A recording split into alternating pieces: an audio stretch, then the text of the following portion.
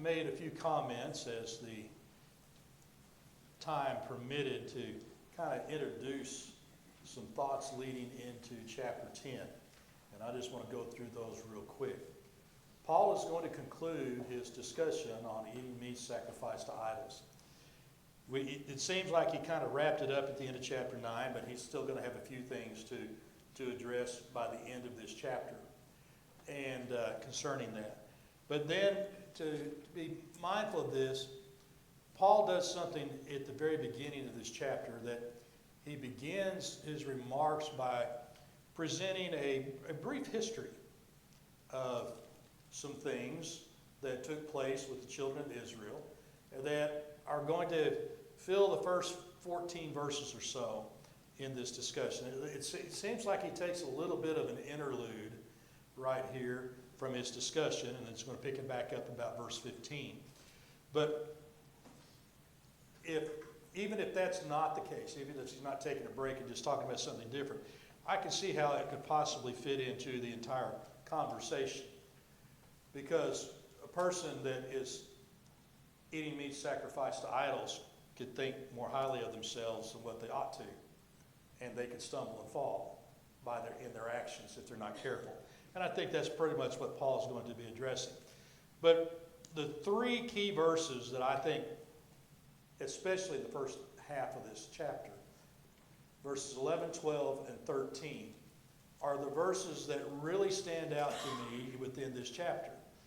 And when you look at those, and we're going to go back and we're going to read verses 1 through 14 here in just a little bit. But it says, now all these things happened to them as examples that they were written for our admonition upon the ends of the ages, or upon whom the ends of the ages have come. Therefore let him who thinks he stand take heed lest he fall. No temptation has overtaken you except such as is common to man, but God is faithful, who will not allow you to be tempted beyond what you are able, but with temptation will also make the way of escape, that you may be able to bear it. We'll have more to say about those verses when we get to them in our discussion, but those seem to me at least, in my Bibles that I use for studying, I've got these verses highlighted. And I've got them highlighted very likely for a reason, and because they stand out to me in the text of chapter 10. And so, we'll keeping those things in mind, we'll be pointing toward that, especially as we begin our discussion here in just a moment. I want to begin by reading verse 1. Begin reading at verse 1 down through verse 14 this evening. It says, moreover, brethren, I do not want you to be unaware that all our fathers were under the cloud, all passed through the sea. All were baptized into Moses in the cloud and in the sea. All ate the same spiritual food, and all drank the same spiritual drink. For they drank of that spiritual rock that followed them, and that rock was Christ. But with most of them, God was not well pleased, for their bodies were scattered in the wilderness. Now these things became our examples, to the intent that we should not lust after evil things as they also lusted. And do not become idolaters, as were some of them. As it is written, the people sat down to eat and drink and rose up to play. Nor let us commit sexual immorality as some of them did, and in one day 23,000 fell. Nor let us tempt Christ as some of them also tempted and were destroyed by serpents. Nor complain as some of them also complained and were destroyed by the destroyer. Now all these things happened to them as examples, and they were written for our admonition, upon whom the ends of the ages have come. Therefore, let him who thinks he stands take heed lest he fall. No temptation has overtaken you, except such as is common to man, but God is faithful, who will not allow you to be tempted beyond what you are able, but with the temptation will make the way of escape, that you may be able to bear it. Therefore, my beloved, flee idolatry. I'm just going to stop right there for a moment.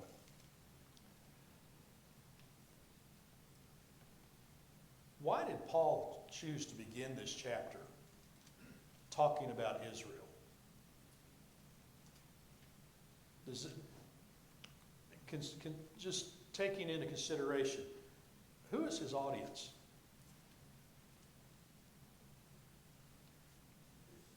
Christians, but what type of Christians? Corinthian brethren, which were going to be a mixed group of people. Not everybody that's in there, among these individuals that are Christians, are necessarily going to comprehend what Paul is talking about when he's talking about Israel and their history, although the Jewish Christians there would. And it may very well be that they're the ones that are kind of causing the stink about eating meats raised, sacrificed to idols at the same time. So this may be something that Paul is using to grab their attention to what he's been talking about. He uses Israel, and think about this too. When you use an example, do you normally try to use a positive example or a negative example? Depends on the message. Okay, now that's exactly what I think Paul is doing right here. It's going to depend on the message, because if you look at what Paul's using right here, these are not necessarily positive examples, are there? Are they? And when you get right down to it, and looking through these verses, down through verse 10, all you're hearing Paul tell them is, don't do what they did. That's the summation of those 10 verses right there. Don't do what they did. So, as we look at this, and just real quickly, we'll going through the history that's involved right here. We know how that when he starts talking about them in verse 1, he said, I don't want you to be unaware. And I don't think necessarily, at least the Jewish Christians there, were not unaware of this. Now what's going to be happening for the Gentile Christians there, they're going to become aware of this history that Paul's talking about. He says, I don't want you to be unaware that all our fathers were under the cloud and passed through the sea. What's he talking about? Presence of Christ. Presence of Christ, but how's this example of them being under the cloud and passing through the sea? What specifically is he addressing there? It shows off the crossing of the Red Sea. Yeah, specifically that. They were saved by God.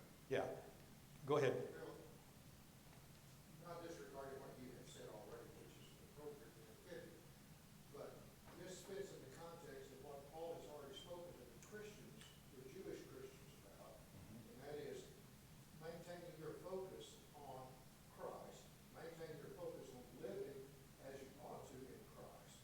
And here he's telling them, and reflecting them back on the journey from Egypt, that Christ was with them there. And this is a part of the continuum that they're to continue to address and live in. And the further down you get into this text, Christ is brought into the picture. It's right here. Yeah. So that is correct. I'm not going to disagree with that either. I'm just talking about the specific example right now, and talking about this. Don't be unaware that all our fathers. Well, when he says all our father, normally that is in reference to the Jewish heritage, not the heritage of the Gentiles. But Gentiles are part of God's people. everybody's been grafted in together. So we understand that. That's part of the book of Romans right there, that now it doesn't matter. In the kingdom of Christ, there is neither Jew nor Gentile, is there? That's what Paul tells the church at Galatia. In the church at Rome, he talks about them being grafted together, and neither party should be boasting about either being the original branch or the branch that's been grafted in, because neither one is to be neglected in this, and neither one's more important than the other. They're all one now. What happened with the Jews coming out of Egypt, that was for the benefit of all mankind, not just the Israelites. It ended up being part of the fulfillment of the promise to Abraham, didn't it? Randy? I think what he's starting out is, here's the dividing line between danger, which is taken from Pharaoh's army, the salvation they're going to have on the other side of the sea. Okay. When they pass through that, what did they do? They sang the song of salvation to Moses. Yes. And that was the dividing line. And verses 2 go along with that. They were baptized by the sea and into Moses. And just for a side note, none of them argued about baptism. No, they didn't. And But the point is, here's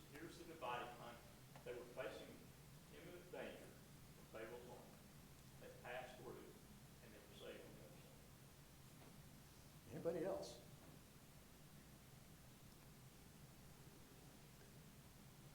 Let's go to verse 17. No. And 3 days later, they started complaining. Well, and that's where we're headed in the context here too. All passed through the sea. Exodus chapter 13, verse 21, Exodus chapter 14, verses 19 through 31. All of that is addressed right there. Here's the thing. Once they got through the sea, like you said, and sang that song of salvation and everything, then Paul addresses it this way. All ate the same spiritual food. Now, what food did they eat? Manna. Well, that Exodus chapter 16, verses 13 through 21, that was given to them as the food. And like Randy said, they weren't through the sea very long and they started complaining. They started complaining about the manna that was presented to them. And so he gave them birds' meat to eat. And then what did they do with the meat? What did he do with the meat? He made them eat so much that got sick of it. And the whole point of what this exodus out of Egypt was to show was that God was there. He was going to provide for them. He was the only provider that they needed. And salvation came through him and his way. Brian. When I go back through and reread Exodus, especially with some of the knowledge that more recently I have learned, a lot of what we're seeing in Exodus and his such close involvement and him appeasing the people in the way that he was because he also understood that the people that were coming out of Egypt were also coming out of a slavery, not only of their flesh being bound by chains to do labor for them, but also their spirits had been bound to that culture. They had been bound to the gods that were there. They had been bound to everything that was going on there.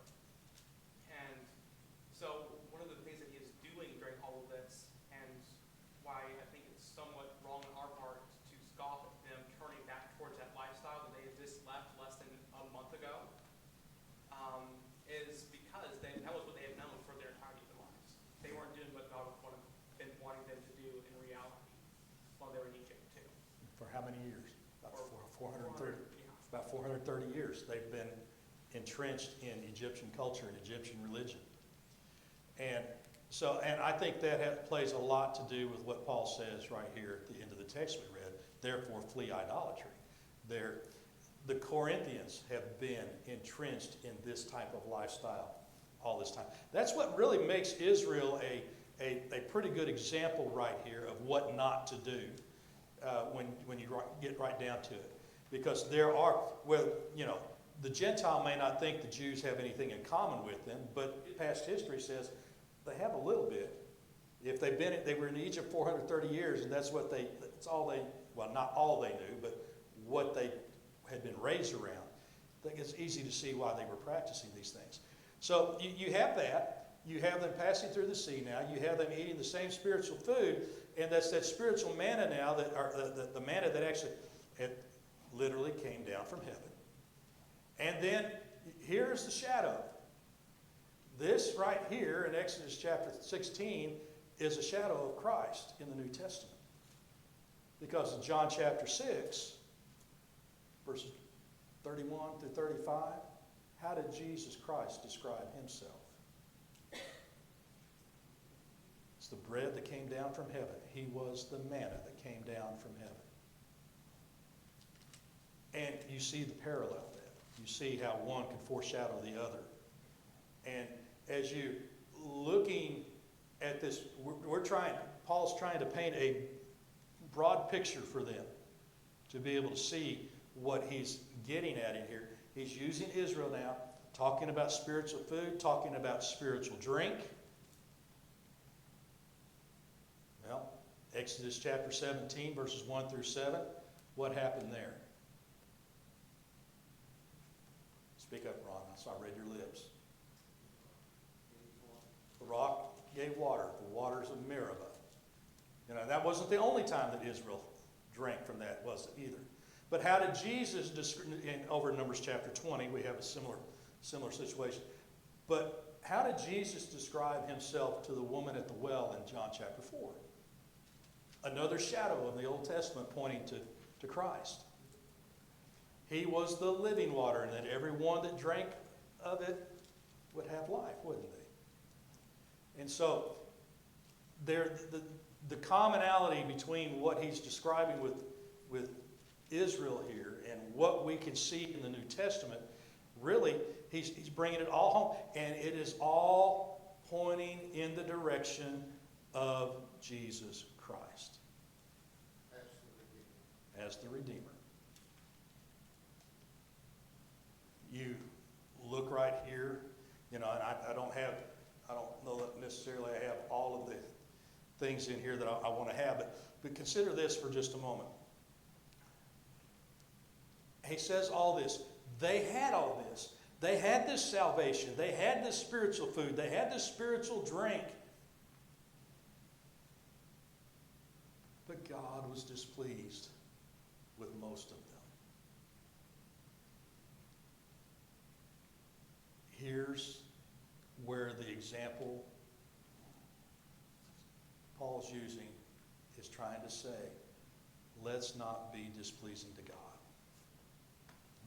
Those aren't the words that he uses, I know that. But that's what he's hinting at. And that's what he's directing them to, because he says, here are the reasons. And then he starts giving all the bad examples of why they were displeasing to him. Randy immediately said, 3 days later they started complaining. All right? And this reminds me so much of my grandson. He'll come in the house. He won't be in the house 30 minutes. We watch him every day. 30 minutes. I'm bored. It's just like children. And that's exactly what the, quote, children of Israel were acting like when they were in the wilderness. It didn't matter that everything was being provided for them. It doesn't matter for Johnny that we give them breakfast. They get to use our television for entertainment. They even hijack Cindy's phone every now and then. And, it doesn't matter that what we provide them, it's never good enough. And the children of Israel are in the wilderness, and what God is doing for them is not good enough. And so Paul starts pointing out some of the issues. Idolatry. Exodus chapter 32, verses 1 through 10. Moses has been in the mountain. He's received the commandments from God there, and what's happened down below? Revelry. Yeah, when Moses came down, he broke all 10 commandments, didn't he? He came down and he saw a golden calf. I love this story because I love Aaron's reaction to Moses' reaction. They made me do it. All I did was throw the gold in the fire. Poof, this came out. So it's not to be misunderstood. Moses did not break the commandments. He broke the tablets of the commandments. I know that's. I thought everybody understood the pun that was there. Because I was only repeating what Ron said.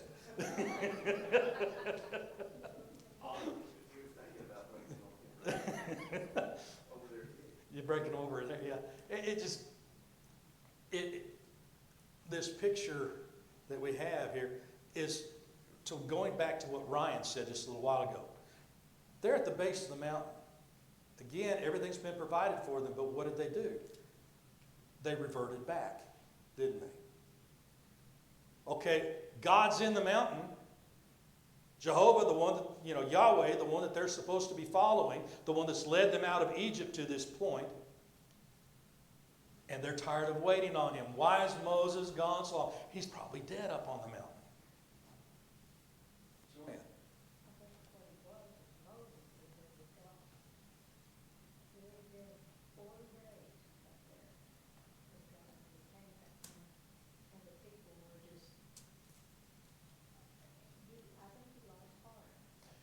they did. They were losing heart because they were afraid Moses had died.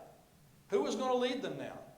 You know, and you know, they were the, you know, their most common complaint, did you bring us out here just so that we could die? And so idolatry became rushing back just shortly after they've escaped. Randy? They have forgotten everything God told them. That God sent them to the promised land. They weren't in the promised land at that point. Don't think that. I don't know how long it was from the time they got to the mountain to the time they passed the sea. But right, that has to be a phenomenal thing to pass through on dry ground, through the Red Sea, through the protection of God. And all the time they got back on it, they knew they were going to go to a better place. And the reason those people wandered in the wilderness for 4 years, which would have taken about 2.5 years, if I understand it, maybe, they said, maybe a little more. But it took them 4 years because of their unbelief. They didn't believe God and they didn't understand and accept His provisions. And that's a lesson for us. If we lose heart, if we don't believe God, and we don't accept, and we get tired of God's provisions, same thing will happen to us. Lack of trust right there. Ryan, did you have something you were going to add? One of the things that when I'm in the high school class, I like to point out is while we look at the family unit and we look at what's going on there, that we have to look at what the family structure is. And like when we look at Genesis, we look at the failure of, like with Abraham and Sarah, the failure of Abraham being the proper head of the household at that point. He wasn't doing what he was supposed to be doing at certain points. And it is at the same place when we're looking at this Exodus story, and I know you're probably wanting to move on, but it is a failure of not only the people as a whole, but every single family unit had broken down and was not doing what they were supposed to be doing. Instead of them saying, who will lead us if Moses has died, none of the other people had stood up and said, well then, let's go there. We've been promised it by God, let's go. It's an interesting phenomenon that there was no, like, apparently father or patriarchs that were in that group that would have stood up and said, okay, let's actually get this together. There were really only 2 men that would stand up to the rest of Israel. And that would even be later on down the road. And that's Joshua and Caleb. And so, go ahead, Randy. One more thing too, this is kind of similar to what Stephen preached. Just a shorter version of it. One of the things that he points out, this is the whole problem. In their hearts, they turn back to Egypt. And And they weren't supposed to, they were supposed to look forward to the so promised land. verses 11, 12, and 13, which we haven't got to yet, that's the issue. Take heed how you stand lest you fall. You know, sometimes you can think you're faithful and you're not. Sometimes you're just going to be unfaithful and think it doesn't matter. And everything that comes back to the part where we end up falling flat on our face in sin. And Israel was doing that very thing with these things, starting with idolatry and then adding sexual immorality to it. We have the same problem that the children of Israel had coming out of Egypt in terms of living with the influences of the world rather than being dedicated to our relationship with God. And they let those influences take control of them. We let those same things happen today. And when we get wrapped up in the influences of the world, we become impatient with God. And Abraham, others besides Abraham later on down the road, instead of waiting on God to fulfill His promise, what do we try to do? We try to interject, and we're going to help God. God doesn't need our help. He doesn't need our help. And we're the ones that need the help. And until we get to that point where we have just, all right, in order for me to be able to survive in a world that I think's gone nuts, I have to lay everything at his feet. And I have to truly have forfeited what I want to his will. Take up your cross and follow him. Deny yourself and take up your cross and follow him. And that's kind of what we're hearing right here too. Part of this issue was a lack of self-denial. Anybody else? I can let you all teach the class if you want to. I mean, I'm enjoying this. Sexual immorality, Numbers chapter 24. Paul talks about the multitudes that died there. And I'm not just going to hammer on each one of these, but this one kind of stood out to me. Tempting God. How do we do that? How do we tempt God? How did Satan do it? Do what? You see with the three temptations that Satan tested Christ with. One of the responses that he had when he said, "Throw yourself off the temple," and then an army of angels will come down to make sure that you don't die, you be caught. And Christ said, "You shall not tempt God. Yeah. You shall not test God." That's a very good point right there, the temptation of Jesus. Turn to Numbers chapter 21. I haven't turned to any of these texts yet, but I have the word see, Numbers 21 up here. So that's to trigger me to at least read this text instead of just kind of paraphrase the story right there. Numbers chapter 21, beginning at verse 4, go down through verse 9. If someone else would like to read that, I'd appreciate it. Numbers 21, verses 4 through 9. Then they journeyed from Mount Hor by the way of the Red Sea to go around the land of Edom. And the souls of the people became very discouraged on the way. And the people spoke against God and against Moses. "Why have you brought us up out of Egypt to die in the wilderness? For there is no food and no water, and our souls loathe this worthless bread." So the Lord sent fiery serpents among the people, and they bit the people, and many of the people of Israel died. Therefore the people came to Moses and said, "We have sinned, for we have spoken against God, the Lord, and against you. Pray to the Lord that he take away the serpent from us." So Moses prayed for the people. Then the Lord said to Moses, "Make a fiery serpent and set it on a pole, and it shall be that everyone who is bitten when he looks at it shall live." So Moses made a bronze serpent and put it on a pole. And so it was, if a serpent had bitten anyone, when he looked at the bronze serpent, he lived.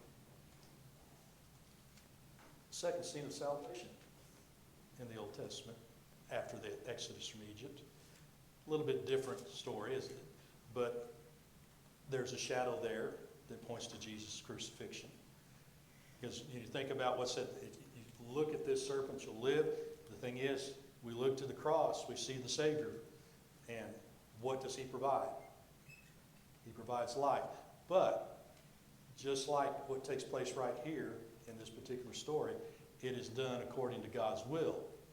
When we look to the Savior, we have to look at him in accordance to God's will. And we know that includes the faith and the repentance and the confession and the baptism and the faithfulness of life afterwards, holiness of life afterwards. So it's just one of those things that when I look at this tempting God, and I really like Ryan bringing up the temptation of Jesus, because Matthew chapter 4 and Luke chapter 4 record that, and the very thing that was stated were those words, "You shall not tempt the Lord your God." And we do that when we challenge him. Isn't that what's taking place right there in Numbers chapter 21? They are challenging God. They're challenging Moses, but in essence, not just challenging Moses. When they challenge him, they have, in essence, challenged what God has done for them. And when we say it's not good enough, aren't you glad God doesn't do to us what he did to the children of Israel? It appears they're seeing Moses as their salvation. Yeah, he's not. He's just the spokesperson. He's their prophet. That's all he is. He's the one God chose to lead them. The children of Israel are like little children. So many of us might be at different times. For us to live the way we ought to, we've got to have something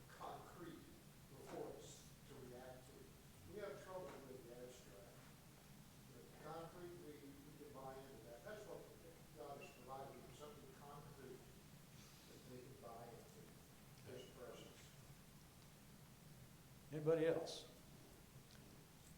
All right, the murmuring. David, I'll stop. Go ahead. I haven't started talking yet. You don't need to murmur. Go ahead. So, people today can be just like the Israelites back then.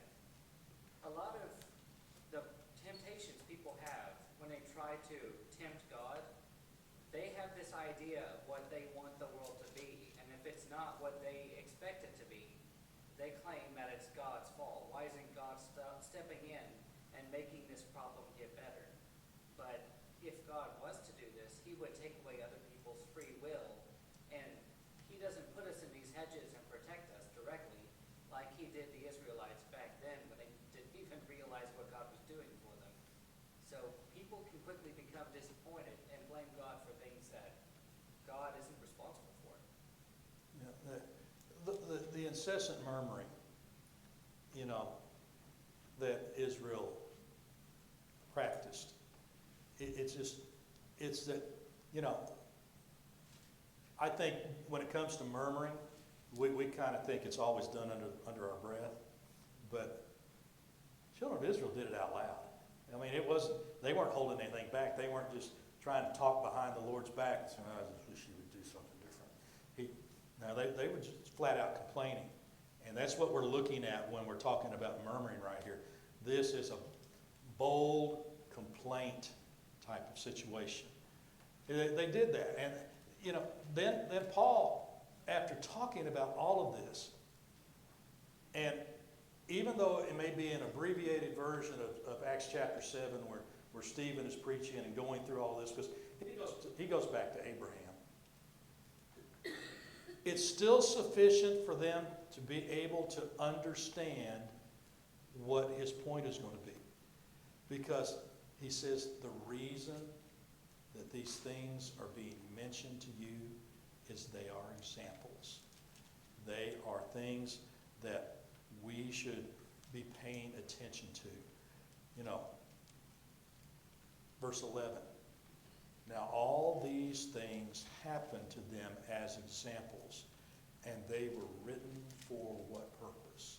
So that we can laugh at Israel in the wilderness? What does he mean then that it was written for our admonition? So we don't forget what all has transpired. You think about then, they've never seen anything like that before. The Red Sea split apart so they could escape Egypt. And it didn't take them very long to forget that and to go back and murmuring against God, not too long after that. Jesus, they have just witnessed his sacrifice, his resurrection, and they are already forgetting it again. And we do that over and over throughout history. People that are outside of God right now, they have forgotten what has transpired for them. What's interesting when you bring that up, so that they don't forget. Moses told the children of Israel, I think it's Deuteronomy chapter 4 and possibly Deuteronomy chapter 6, or just one of those chapters, that they were supposed to talk to their families. How often? Every day. In the mornings, in the afternoons, in the evenings. They're supposed to remind them of these things and be reminded. The Apostle Paul in Romans chapter 15 and verse 4, what does he say there? That the things from times past were written for what purpose? For our learning, so that we can remember. The Apostle Peter, when he's writing his epistles, he talks about stirring them up by way of reminder, by reminding them of things. We need constant reminders because we don't necessarily have memories like elephants, do we? Out of sight, out of mind. Out of sight, out of mind is a very, very real thing in our lives. And I know, and I'm not talking about aging and memory fading as we get older. I'm talking about these are people that should have been in the prime of their lives and looking forward to a promise being fulfilled in their lifetime, and it didn't happen because they fell backwards into idolatry, into sexual immorality, into the murmuring and the tempting of God. But these things, Paul says, they're an example. What is one of our old enemies about the past? If you fail to learn from the mistakes of the past, what are you doomed to do? Repeat them. And what is Paul trying to get these people not to do? Repeat the same things, repeat the same sins that Israel had committed. So there's a reason for them hearing these things. There's a reason for them going through them and wanting, or Paul instructing them in this way. It's a way to remind them that this was a people who thought that everything was just fine the way it was, and it wasn't. Right? It's really interesting because I probably won't be in class on Sunday. That this entire text is a build-up to 13, because I could hear people even today, especially in Corinth, saying, "Well, there are some temptations that I'm facing right now. There are some things that I am facing that are so much different and so much worse than what anyone else has ever done before, and is horrible, and I'm constantly struggling to go back into that sin that I had previously conquered." And here Paul is saying, everything that you are dealing with right now has not only happened in history, but has been beaten, and is able for you to be overcoming if you put your trust in the right things. It is not the other way around. It is not where you are going to be facing challenges that not even God could beat. No, it is the other way around. If you put your trust in God, unlike what the Israelites did, then you'll be successful.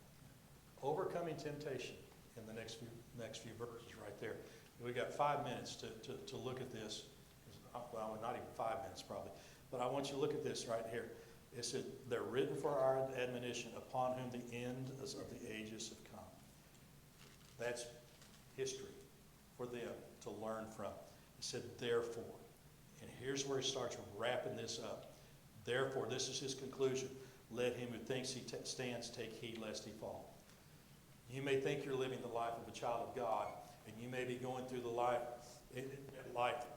carefree and not thinking that you have any more problems in the world. You may be but you may be just what Ryan was talking about, an individual think that's all he's got is problems. But if you're that individual that thinks everything is just hunky-dory and not a care to worry about, you are going to be more susceptible to stumbling and falling back into temptation than the person that's on guard. So he's basically telling him, keep your eyes wide open. Be aware of who the predator is out there that wants you to sin. We're told by Peter about a roaring lion who's seeking to devour us. And he's going to wait for that opportunity. You know, these short reels and stuff like the wildlife reels. I remember growing up, Omaha's, was it Wild Kingdom was the TV? Mutual of Omaha's Wild Kingdom? No, stop that.